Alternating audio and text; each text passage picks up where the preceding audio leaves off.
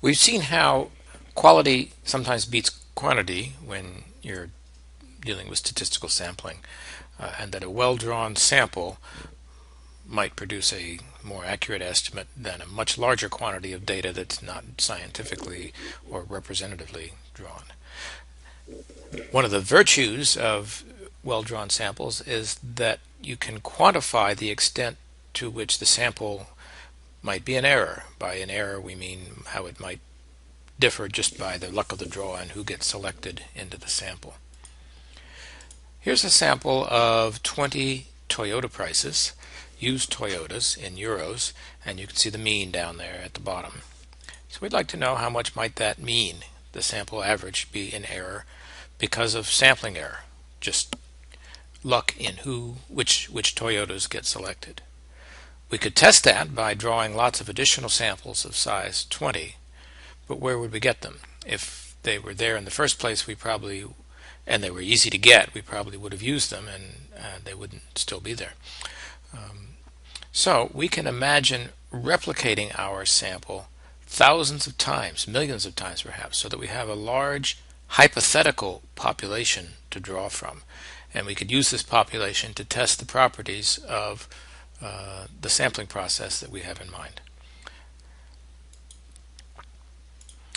So here's our original sample on the left, and we're going to copy it over and over and over again. I've just shown 7 copies, but there's going to be thousands or tens of thousands or millions of copies. And then we have a huge population, and we can go ahead and draw samples from that and see how they differ from one another. Well, there's a shortcut. You can effectively sample with replacement.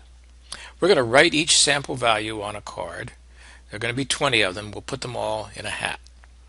Then we're going to shuffle the hat and draw a card and record the value.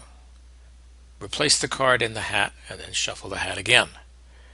Do it again, draw another card and record the value of that card.